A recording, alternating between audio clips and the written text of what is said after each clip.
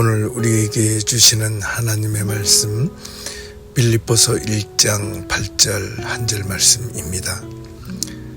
내가 예수 그리스도의 심장으로 너희 무리를 얼마나 사모하는지 하나님이 내 증인이시니라.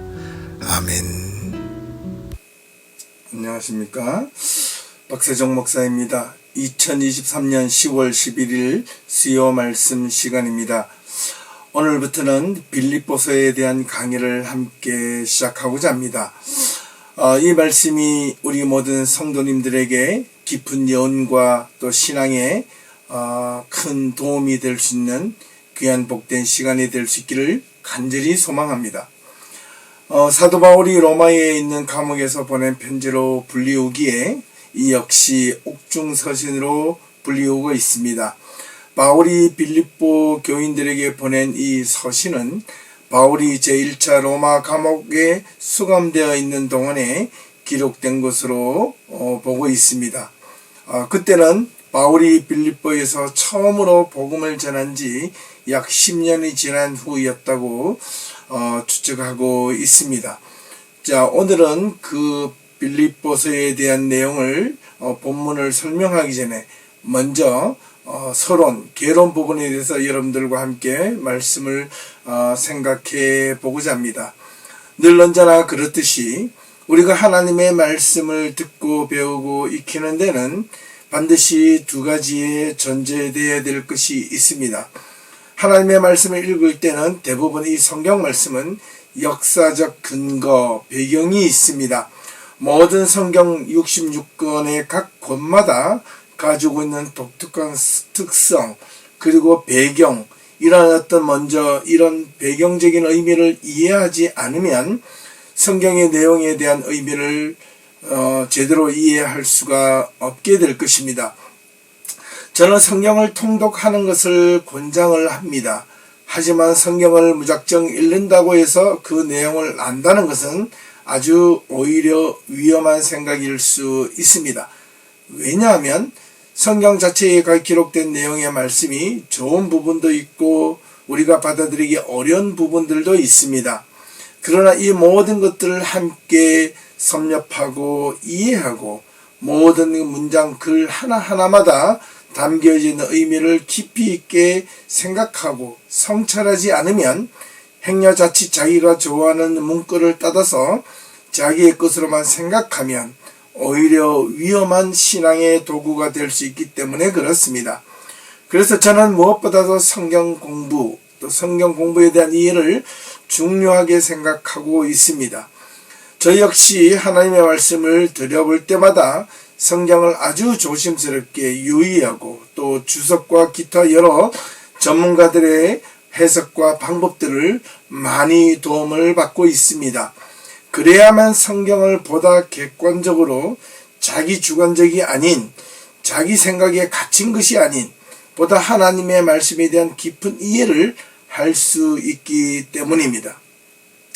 더불어서 오늘 이 빌립보서에 대한 강해도 저 역시 말씀에 들어가기 이전에 먼저 성경에 대한 배경, 또 빌립보서에 대한 배경에 대해서 먼저 오늘 이 시간 말씀을 드리고자 하는 것입니다. 먼저 이 빌립보서에 대한 배경을 우리가 함께 잠시 살펴보면 무엇보다도 이 빌립보라는 지역은 네아폴리에서 에그나티아 길을 따라 북쪽으로 약 16km 정도 떨어진 레기나스 산을 중심으로 위치한 도시라고 기록하고 있습니다. 원래 이 도시는 건립 당시 주전 약 한 359년 아테네에서 추방되었던 정치가였던 칼리스트로라도가 이 티소스 섬에 살고 있던 그리스 사람들과 함께 이 건설한 도시로 알려져 있습니다. 그렇기 때문에 이 빌립보라는 도시는 상당히 긴 역사를 가지고 있다 말할 수 있겠습니다. 사실 지금은 그 모든 그 흔적이 사라지고 폐허나 터만 남아 있습니다. 이 빌립보라는 도시는 당시 주변에 셈이 많아 있었기 때문에 처음에는 그 셈이라는 그 헬라어 이름 크리니데스라는 이 지명으로 사용되었습니다. 처음부터 빌립보라는 이름이 사용되지 않았습니다. 처음에 이렇게 크리니데스라는 이름, 셈이 많다라는 이 이름으로 사용되었다가 불과 몇 년 지나지 않아서 약 주전 356년경에 알렉산더 대왕의 아버지였던 마게도니아의 왕 필립 2세가 이 도시를 정복하게 됩니다. 그리고 이 도시에 당시 자기를 따르던 많은 사람들을 이곳으로 이주시키며 살게 하였습니다. 그리고 동시에 이 도시의 이름을 크리테네스라는 이름에서 자신의 이름을 딴 빌립보라는 이름으로 재명칭을 하게 되면서 이 지역이 빌보라는 이름을 갖게 되었던 것입니다. 또 특히 BC 한 42년경 빌립보 전쟁 이후에 로마의 퇴역 군인들이 이곳 빌립보에 상당수 이주하게 되면서 이 도시는 다시 확장되었고 이 도시는 무엇보다도 휴양 도시로서 완전한 자리를 잡게 되었던 곳이기도 합니다. 이렇게 그 주전 약 한 42년경 인근 지역 율리우스 케사르 시저라고 불리지요. 에 대한 살해에 참여한 카이셔스 브루투스 연합군과 또한 옥타비아누스 안토니우스 연합군 사이의 전투가 이 빌립보 지역에서 있었는데요. 이 유명한 빌립보 전투에서 옥타비아누스 또는 안토니우스 연합군이 승리한 뒤에 약 주전 31년경 옥타비아누스는 자신과 동맹 관계에 있었던 이 안토니우스와 클레오파트라 연합군을 악티움 해전에서 다시 한 번 더 물리치고 스스로 존엄자라는 뜻을 가진 이 아우구스투스라는 이름을 갖게 됩니다. 그리고 나서 이 아우구스투스는 이탈리아 본토에 있었던 퇴역한 군인 약 500명을 다시 이 빌립보 지역에 보내게 됩니다. 그래서 이 안토니우스 시위대로 불렸던 퇴역한 군인들에게 이 빌립보 땅을 하사하면서 이 도시를 로마의 분명한 식민지로 삼고 이 도시에 당시 지방도시가 누릴 수 있었던 또는 식민지 도시로서 누릴 수 있었던 최고의 자치권과 또 로마의 동일한 특권을 부여했던 아주 특별한 도시가 바로 이 빌립보라는 도시였던 것을 기억할 필요가 있습니다. 이때 이 아우구스투스는 자신의 땅을 기념하여 이 도시 이름을 식민지 율리아 아우구스투스 빌립보라는 이름으로 길게 또 명칭을 하게 됩니다. 이 도시를 북쪽으로는 금광이 있었던 판케온 산에서 또는 남쪽에서는 네아폴리 항구가 이르기까지 또 동편은 네스토스 강에서 서쪽으로는 스트리몬 강에 이르기까지 엄청나게 넓은 빌립보라는 도시를 갖게 되었던 것입니다. 이 당시 로마의 제국의 지방자치 도시 가운데 가장 최고의 특권을 부여받았던 이 로마의 식민지 빌립보라에 거주하는 로마 시민들은 재산을 마음껏 소유할 수 있었고요. 또한 자기의 재산을 주고 파는 그런 거래도 할 수 있었을 뿐만 아니라 그곳에서 생기는 여러 가지 민사소송적 내용들도 마음껏 제기할 수 있었던 곳입니다. 또한 인두세와 토지세를 받으며 그 지방자치 도시로서의 역할을 마음껏 누릴 수 있었던 곳이기도 합니다. 이런 점에서 당시 이 빌립보라는 이 시민들은, 이 빌립보에 사는 시민들은 자신들이 로마의 특권을 동일하게 누리며 또 로마의 관습과 법을 따르는 로마 시민이라는 강한 자부심을 가지고 살았던 곳이기도 했었습니다. 그러므로 이곳 이 빌립보라는 도시는 당시 로마 식민지 중에서 가장 최고의 대우를 받았던 도시였기 때문에 이곳에 사는 모든 빌립보 사람들은 로마 시민에 대한 강한 자부심과 명예 그리고 보람을 느꼈을 뿐만 아니라 앞서 언급한 대로 이곳은 온화한 기후를 갖고 있었기 때문에 휴양 도시로서의 가장 최고의 면모를 갖추기도 했던 곳이기도 했습니다.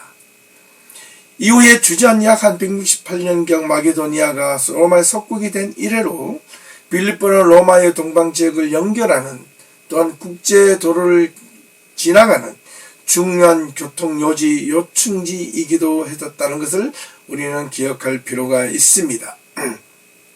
자, 이런 것을 우리가 생각해 볼 때 이 빌립보라는 이 지역은 생각보다 그 당시 상황으로 볼 때 아주 중요한 교통요지임과 동시에 그 지역에 사는 사람들에게는 강한 자부심과 보람과 어떤 그들의 삶에 가장 최고의 삶을 누릴 수 있었던 도시이기도 했다는 것입니다. 자, 여기까지 빌립보에 대한 도시라는 역사에 대해서 살펴보았다면, 이제 두 번째로 이 빌립보를 방문하게 된 사도 바울의 배경과 이유에 대해서 설명을 드리고자 합니다. 우리는 이 빌립보에 대한 사전 지식을 성경의 다른 곳에서 쉽게 이 빌립보서가 아닌 다른 성경에서 찾아볼 수 있는데요. 그것은 다름 아닌 바로 사도행전입니다. 이 특별히 사도행전 16장에 보면 이 빌립보 지역을 바울이 어떻게 방문하게 되었는지에 대한 내용을 저자 누가가 상세하게 기록하고 있습니다. 이 바울이 원래 이 빌립보 지역을 방문하려 했던 것은 아니었습니다. 사도행전 16장을 보면 이렇게 기록하고 있습니다. 무시야 앞에서 비두니아로 가고자 애를 썼으나 예수님의 영이 허락하지 않아 가지 못하고 드로아로 내려가서 그곳에 머물며 잠을 청하였는데 밤에 환상을 보았다는 겁니다. 그곳에서 사람 하나가, 특히 누구? 마게도니아 사람 하나. 마게도니아라 그러면 그 빌립보 지역을 통한 빌립 2세가 통치하고 있었던 지역이었다는 것입니다. 이 마게도니아 사람 한 명이 서서 자기를 도와달라는 손짓을 하는 것을 보고 바울은 그것이 하나님의 뜻임을 알고 마게도니아로 가게 되었고, 그곳에 처음 머물러 있던 이 빌립보를 방문하게 되었다고 누가는 기록하고 있습니다. 여기서 우리는 잠시 한 가지 중요한 사실을 알게 되는데요. 선교를 하거나 또는 복음을 전하거나 또 우리가 원하는 믿음의 사역을 할 때 우리가 원한다고 되는 것이 없다라는 사실입니다. 하나님의 영이 막으면 가고 싶어도 갈 수가 없고 가기 싫어도 가야만 하는 것이 선교의 자리요, 복음의 자리요, 믿음의 자리라는 것을 기억해야만 합니다. 내가 교회 가서 예수를 믿고 또 예배를 드리고 교회 안에서 봉사를 하고 헌신을 하는 것처럼 보여지지만 그 모든 큰 흐름 밑에는 하나님의 허락하심과 하나님의 역사가 없으면 불가능하다는 사실을 기억해야만 합니다. 그런 고백이 있을 때 예배에도 감격이 있는 것이고 은혜로운 것이고 기쁨과 즐거움이 있는 것입니다. 두려움이 없고 평안이 있고 감사와 즐거움이 있는 곳이 바로 신앙의 맛이라 하겠습니다. 그런데요, 우리가 마음속에서 늘 언제나 불편하게 다가오는 것은 자기 중심적인 신앙, 자기 중심적인 믿음, 자기가 생각하는 믿음 외에 모든 것이 틀렸거나 잘못되었다고 생각한다면 그것만큼 위험하고 잘못된 신앙이 없다 하겠습니다. 우리는 날마다 이러한 신앙을 내려놓는 끊임없고 부단한 노력이 필요합니다. 그래서 저희 역시도 이런 교만과 어리석음에 빠지지 않기 위하여 끊임없이 책을 보고 기도하고 묵상하는 것입니다. 저와 여러분들이 함께 이런 신앙생활을 할 수 있다면 우리가 신앙생활을 하는 데 있어서 교회 생활을 하며 교회 안에서 그렇게 크고 많은 일을 하지 않아도 좋습니다. 우리가 교회 생활을 열심히 하는 것은 바로 세상에서 믿음의 성도답게 온전하게 살기 위해서 교회가 존재하는 것 아니겠습니까? 분명한 것은 교회에서 이래라 저래라 하는 것이 중요한 것이 아닙니다. 내가 내 삶의 현장에서 얼마나 진지하고 진실되게 내가 살고 있느냐가 더욱더 중요하다 하겠습니다. 다시 본론의 말씀으로 돌아옵니다. 사도 바울은 AD 약 한 49년경 가을에 드로아에서 네아폴리를 통해 빌립보에 다다르게 됩니다. 이곳에서 일정한 장소를 정해놓고 날마다 기도를 하는 도중에 또한 귀신 들린 여종을 보게 되기도 하였고 예수 그리스도의 이름으로 해방시켜 주기도 하였으며 또 문밖 강가에서 전도 중에 전도하러 나갔다가 루디아를 만나 빌립보 교회를 창립하기도 했던 것이 바로 이 빌립보 지역입니다. 그래서 빌립보 교회를 개척하였던 것은 온전하게 하나님의 은혜와 하나님의 뜻이라는 것입니다. 이 빌립보 교회를 창립하게 된 것은 강가에서 안식일날 기도하고 묵상을 하다가 자주장사 루디아를 만나게 되었다는 겁니다. 그녀 역시 하나님을 사모하고 흠모하는 도중에 하나님의 말씀을 듣고 배울 수 있는 기회가 없었던 모양입니다. 원래 자주장사 루디아는 빌립보에서 사는 사람이 아니었습니다. 그러나 그곳에서 바울을 만나게 되었고 바울과 함께 믿음에 대한 터전을 세우기 위하여 빌립보 교회를 세우게 되었던 것입니다. 또한 이곳에서 바울은 귀신 들린 여종을 구해준 사건으로 유명합니다. 그로 인하여 마술사 시몬이 고발하게 되자 이 바울과 실라 이 두 사람은 드디어 빌립보 감옥에 갇히기도 합니다. 그곳 안에서 지진이 일어나고 온전하게 옥문이 열려졌음에도 불구하고 바울과 실라는 그것을 탈출하지 않고 그곳에 머물러 있었습니다. 그로 인하여 간수장과 함께 구원과 믿음에 대한 이야기를 청하게 되었고 간수장의 집에서 구원을 받는 역사가 일어나게 되었던 것입니다. 그 유명한 성경구절 사도행전 16장 31절인가요? 주 예수를 믿으라 그리하면 너와 내 집이 구원을 받으리라. 우리는 여기서 너와 내 집이 구원을 받으리라 이 말씀을 잘 이해를 하셔야 됩니다. 구원의 개념의 salvation이라고 이해하기 쉽습니다.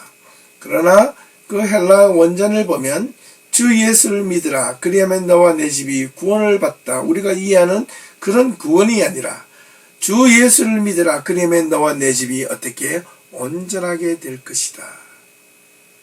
생각이 좀 많이 다르죠? 좀 잘 이해가 되었으면 좋겠습니다. 여하튼 거기 있던 사람들 중에 우리가 눈여겨볼 한 인물이 바로 두아디라의 자주장사 이 루디아였다는 것입니다. 이 루디아와 그의 가족들은 사도들의 기별을 즐거이 받아들이고 그의 바울의 신앙을 받아들이며 회개하며 세례를 그곳 빌립보에서 받았습니다. 그 후에 바울과 실라가 가르치는 일을 하면서 돌아다니다가 귀신 들린 여종을 만났고 그 여종은 그들을 이끌어 지극히 높은 하나님이 종이라고 거듭거듭 소리 지르며 외쳤던 것입니다.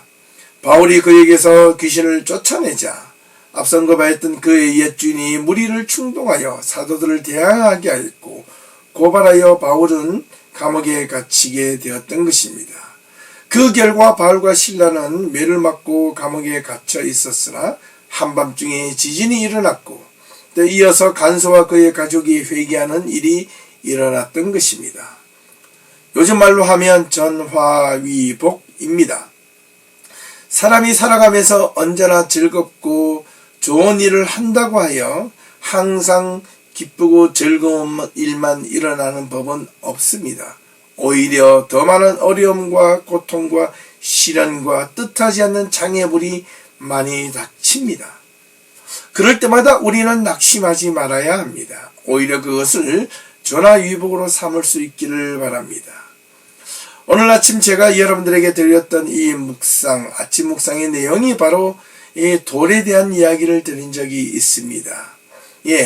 같은 돌이라도 어떤 사람을 그 돌에 넘어지면 걸림돌이라 생각할 수도 있고 넘어진 돌일지라도 어떤 사람은 그 돌을 바라보며 디딤돌이라 생각할 수 있다는 것입니다.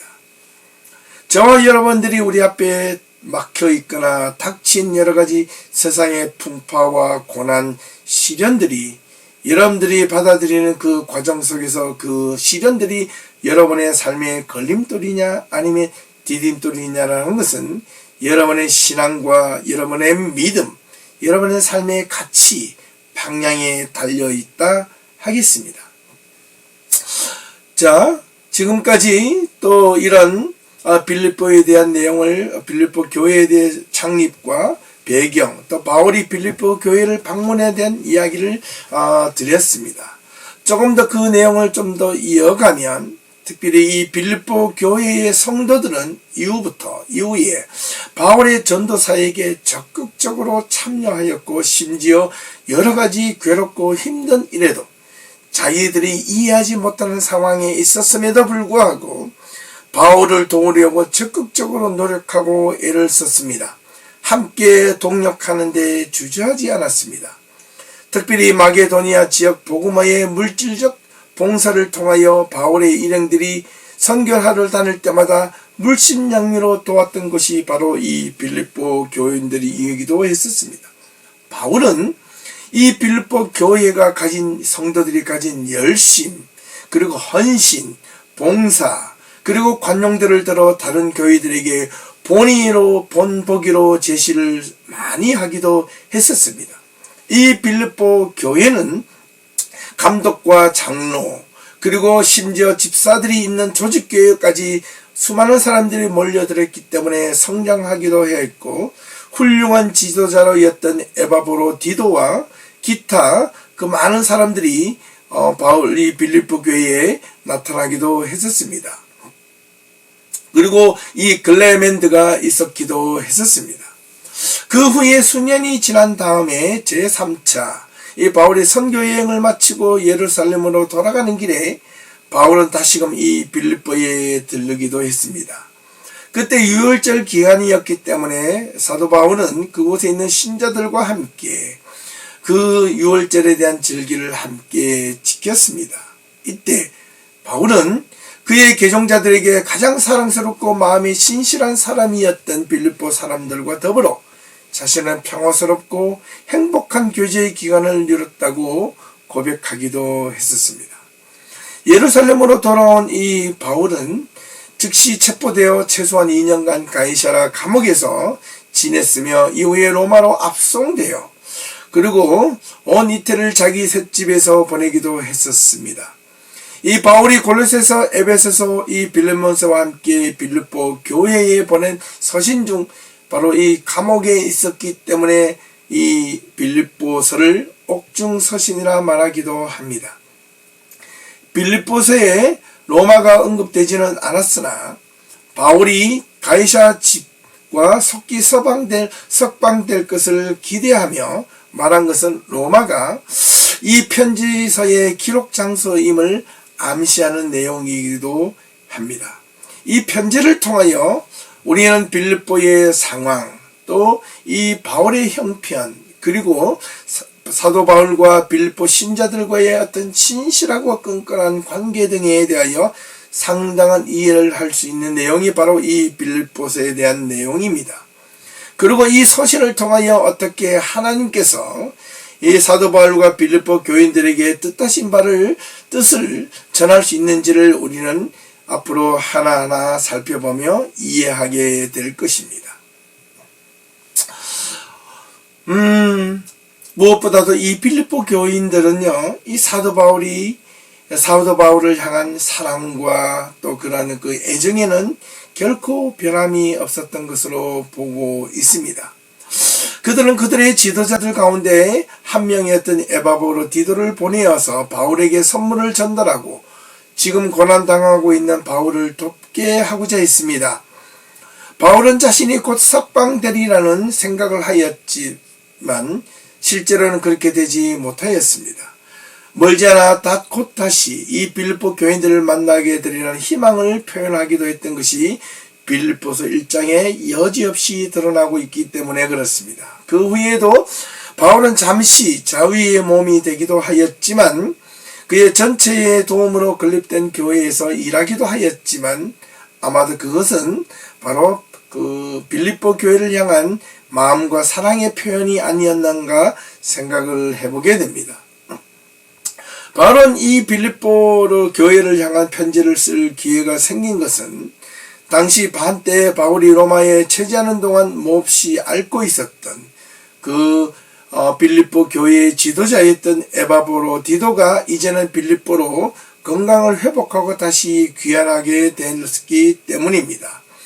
그래서 빌립보 교회를 향한 이 에바브로디도를 통하여 바울의 마음을 전달하기를 원하였고, 또 빌립보 교인들도 자신의 지도자였던 에바브로디도가 속히 자신들에게 돌아와 주기를 열망하고 있었기 때문에 돌아가고자 하는 이 에바브로디도를 향하여 통해서 빌립보 교인들을 향한 자신의 마음과 신앙 그리고 믿음을 어떻게 굳건하게 가져야 될지를 기록한 내용이기 때문에 특별히 이 빌립보서는 기쁨의 서신이라고 표현하기도 합니다.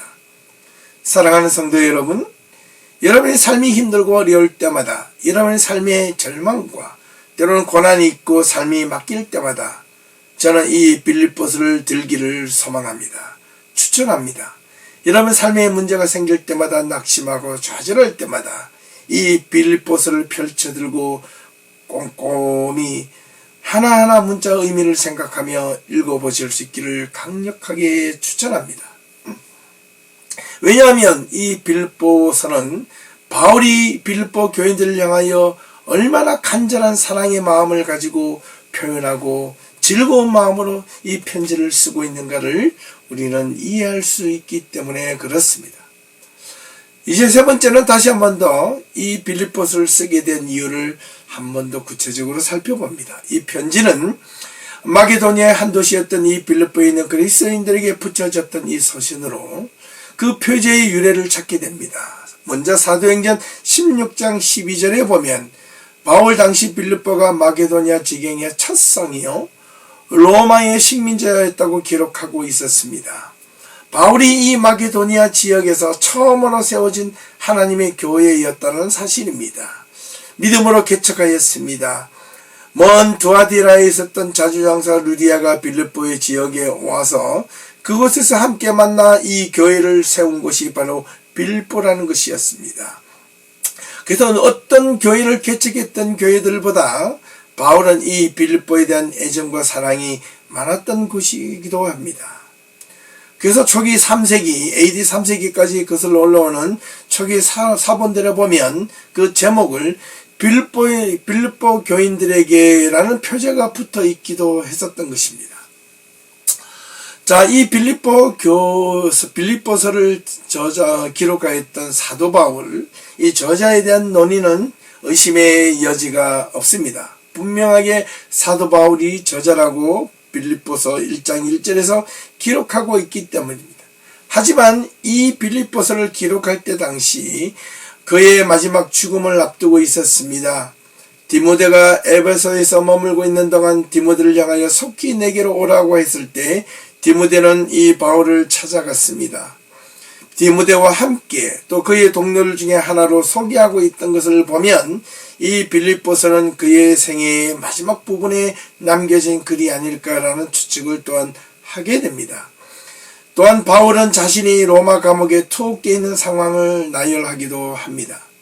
이전에 마게도니아에서 전도한 일에 대해서도 언급을 하고 또 이러한 모든 것들이 일반적으로 바울의 생애에 있어서 알려진 바로 참으로 의미 있는 그런 가치 있는 서신이기도 한 내용이라 하겠습니다. 당시 초기 교회에서는 무엇보다도 이 당시 바울에 의하면 기록된 것을 이의 없이 인정하였습니다. 초대교회 당시에서는 이 빌립보서를 지은 저자가 바울이 틀림없다고 또한 믿음을 가지기도 했고 그 증거로서 옛날 사도 요한의 제자였던 폴리캅이 그 증인이 되기도 했었다고 기록하고 있습니다. 이제는 이제 빌립보서에 대한 내용을 함께 생각해 보겠습니다. 이 빌립보서의 주제는 한 친구가 여러 친구들에게 쓴 편지라고 보여집니다. 한 친구란 사도 바울을 의미하겠고 여러 친구라는 것은 빌립보 교인들 뿐만 아니라 주변에 있는 모든 성도들에게 보내진 사연이라는 것입니다. 바울은 이 빌립보 교인들에게 그가 얽매여 있는 그 상황과 로마에서의 복음 사역에 대한 내용, 그리고 어떤 반대자들이 자기를 반대하고 있는 내용에 대한 것을 어떻게 대처하고 있는 것, 그리고 자기를 해하거나 반대하는 그 무리들이 자신을 어떻게 괴롭게 하고 있는지에 대한 내용, 즉 투기와 당파심으로 그리스도를 전파하는 일에 얼마나 큰 방해가 되는지에 관하여 서술하고 있는 내용입니다. 그는 그들에게 온갖 고난과 괴로움 속에서도 자신을 떠받쳐주는 내적 평화와 기쁨이 무엇인지 서술하고 있는 내용이기 때문에 제가 앞서 언급한 대로 여러분들의 삶이 힘들고 어려울 때마다 이 빌립보서를 펼칠 수 있기를 소망했던 것입니다. 또한 이 사도 바울은 무엇보다도 자신들이 동정하고 있고 또 빌립보 교인들을 동정하고 또 그와 함께 공감할 것에 대하여 확신을 느끼고 있었기 때문에 이 빌립보서는 아주 거침없이 사도 바울의 진심 어린 마음이 담긴 내용을 서술하고 있습니다. 신앙에 대한 신뢰, 신앙에 대한 믿음, 신앙에 대한 가치가 무엇인지 바르게 알기를 원했고, 바울이 기쁘면 이 빌립보 교인들도 기뻐하기를 원했고, 빌립보 교인들이 기뻐하면 바울도 기뻐하기를 원했습니다. 뿐만 아니라 바울이 괴로워하면 빌립보 교인들도 괴로워하기를 원했고, 함께 슬퍼하고 위로를 해주기를 원했던 것입니다. 바울의 기쁨은 곧 빌립보 교인들의 기쁨이기도 했다는 것을 우리는 이 빌립보서를 통하여 알게 될 것입니다. 사도 바울은 무엇보다도 자신의 장래가 불확실하다는 것을 또한 그들에게 은연중에 말하고 있습니다. 실상 그의 시련이 죽음으로 끝날지 또한 생명으로 연이어질지 그는 도무지 알 길이 없었기 때문에 내심 한 곳에는 두려움과 불안이 가득하였지만 그 두려움과 불안이 하나님의 말씀을 전하고 또 빌립보 교인들에게 향한 글을 써갈 때에 다가오는 기쁨과 평안이 이 두려움과 불안을 잠식할 수 없었다는 것을 바울은 이 빌립보서를 통하여 고백하고 있다는 것을 우리는 살펴볼 수 있습니다. 바울은 그들이 보내준 선물들에 감사하는 마음으로 받아들였고 그 전까지 그는 전혀 다른 교회들로부터 도움을 받기를 꺼려했지만 이 빌립보 교인들만큼은 그들이 보내준 선물을 기꺼이 받았습니다. 왜 그랬을까? 그만큼 바울과 이 빌립보 교인들 사이에서는 보이지 않는 끈끈한 신뢰와 믿음 그리고 절대적인 의지가 있었던 것은 분명합니다. 우리가 함께 신앙생활하는 성도들 가운데 저뿐만 아니라 우리 모든 성도들 간에 또한 교회 목사와 성도들 간에 이런 절대적인 신뢰의 믿음과 신앙에 대한 끈끈한 신앙의 동료 동아줄이 있지 않으면 언제든지 교회는 해체될 수 있고 위험한 자리에 내몰려질 수 있음을 우리는 기억해야만 합니다. 함께 울고 함께 웃고 함께 교회 생활을 해나가는 그 신앙의 가치와 본질이 무엇인지 바르게 알기를 간절히 소망해 봅니다. 사랑하는 성도 여러분, 저는 이 빌립보서 강해를 시작하면서 여러분들 위하여 계속해서 끊임없이 오늘 이 아침에도 간곡하게 기도했습니다. 이 바울과 빌립보 교인들과의 관계처럼 저도 여러분들과의 신앙생활 속에서 관계가 그렇게 되어지기를 간절히 소망했던 것입니다. 이 빌립보서에 대한 이 편지의 주제는 무엇보다도 그리스도 안에 있는 기쁨이 무엇인지 바울은 빌립보 교인들에게 전하고자 했습니다. 저 역시도 이 말씀, 이 빌립보 강해를 준비하면서 저의 기쁨이 우리 예비 성도님들의 기쁨이 되기를 원하고 이 말씀을 통하여 저와 여러분 우리 모두의 기쁨이 되기를 간절히 소망해 봅니다. 그 하나님의 말씀 앞에서 어떤 것이 우리 앞을 가로막고 또 우리를 해할지 몰라. 우리는 우리에게 주시는 하나님의 말씀을 통한 기쁨이 우리의 그 어떤 삶의 장애물이 우리를 가로막지 못할 것이라는 것을 우리는 말씀을 통하여 배울 수 있어야 하겠습니다. 사도 바울이 끊임없이 강조했던 이 빌립보서를 통하여 전해진 이 기쁨이란 기뻐하라 그런 어떤 기쁨과 감사 이런 말을 끊임없이 하고 있는 그 상황에서 바울은 기뻐할 수 있는 이유는 사실 그의 형편에서 아무것도 없었습니다. 감옥에 있었습니다. 고통을 받고 있었습니다. 절망에 빠져 있습니다. 현실적으로 볼 수 때는 가망이 없는 자리였지만 그 안에도 기쁨을 누렸고 감사가 있었고 기뻐하라고 바울은 끊임없이 외칩니다. 우리의 삶에도 우리의 신앙에도 이러한 믿음과 기쁨이 넘칠 수 있기를 주님의 이름으로 축원합니다. 이제 마지막으로 빌립보서에 대한 내용의 전체 계획을 한번 살펴보겠습니다. 빌립보서는 총 1장에서 4장까지 기록되어져 있습니다. 하지만 이 내용 가운데 크게 6단락으로 다시 나누어 볼 수 있습니다. 그 첫 번째는 서론 부분으로 1장 1절에서 11절까지입니다. 두 번째는 바울이 처한 환경 속에서 개인적인 감정들을 기록한 내용입니다. 1장 12절에서 26절까지가 두 번째 단락입니다. 그리고 세 번째 단락이 있다면 그것은 성도들, 즉 교회의 연합과 교회가 어떻게 하나가 되어야 하는지 그 내용과 교회의 분열은 어떻게 일어나는지 그에 대한 자제를 어떻게 해결할지 설명하고 있는 내용이 1장 27절에서 2장 16절까지 기록하고 있습니다. 네 번째 단락은 바울이 로마 감옥에 갇혀 있으면서도 자신의 장래에 대한 계획과 꿈을 설명하고 있는 내용이 바로 2장 17절에서 30절까지입니다. 여기까지가 네 번째 단락이라면 다섯 번째 단락은 신앙의 교리적인 부분을 담은 내용을 설명하고 있습니다. 신앙의 교리적인 부분이 상당히 중요합니다. 신앙을 방향, 가치, 믿음, 본질을 설명하고 있기 때문에 무려 3장 1절에서 4장 9절까지 바울은 비중 있게 설명하고 있습니다. 그리고 마지막 여섯 번째 단락은 바울의 마지막 인사말과 함께 결론 부분을 담고 있는 내용이 4장 9절에서 23절까지 마지막으로 기록하고 있습니다. 자, 지금까지 우리는 빌립보서에 대한 개요 부분과 역사적인 빌립보라는 도시에 탄생하게 된 이유와 또한 서론 부분을 함께 살펴보았습니다. 자, 오늘 여기까지 말씀을 나누고요. 다음 주부터 이 빌립보서 1장에 대한 내용을 가지고 한 절 한 절 말씀을 나누며 다시 한번 더 그 말씀의 깊이를 함께 성찰해 보도록 하겠습니다.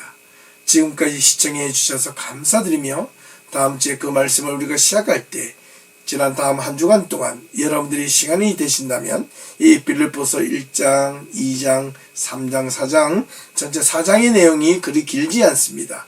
끝까지 하루에 한 번씩이라도 읽어보시고 다음 주에 다시 만날 수 있기를 간절히 소망하며 오늘 말씀을 마치도록 하겠습니다. 감사합니다. 수고하셨습니다.